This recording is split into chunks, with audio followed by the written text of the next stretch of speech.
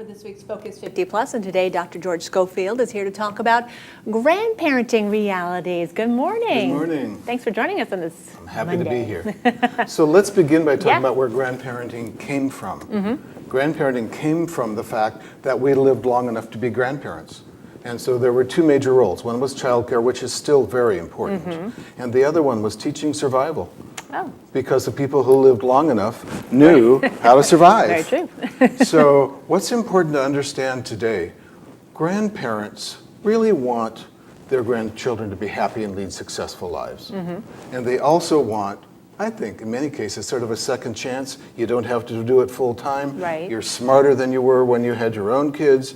It can be very, very gratifying.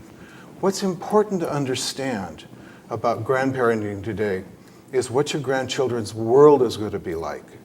Because if you're really going to help them, if we're really going to make a difference in their lives, we have to understand that their lives are going to be dramatically different. Whether we like it or approve of it doesn't matter. What matters is the fact that we have to adapt to their realities. So, for instance, the shelf life of knowledge is just much shorter. When we went to college, we knew that maybe 20, 30 years, what we learned in college was going to be true and helpful to us. That's no longer true. Right. If you look at employment, we set out and to have longer term employment. In fact, our grandchildren may never have jobs. They'll have at work, but they may never have an employer or even two or three employers because the world of ad hoc work is growing and growing. If you look at marriage, people are getting married younger. Our grandchildren could live to be 100. So imagine this combination of the short shelf life of information and knowledge. Imagine that the institutions that we know are going to be different whether we like it or not. We have to work with their realities. Employment's going to be different.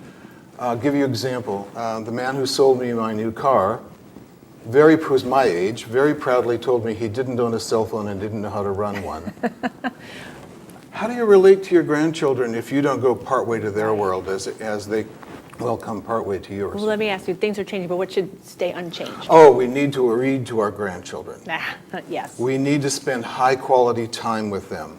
We need to help them feel secure. We need to give them opportunities to learn in ways that are safe but different with us because we're not their folks. And sometimes we can give them an experience that's a fabulous learning opportunity. That's wonderful.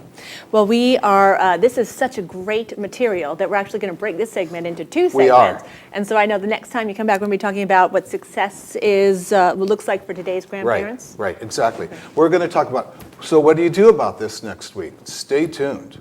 We'll be happy to see you back. All right. Thanks, Well, thank Kathy. you, George. And we will be right back. Stay with us.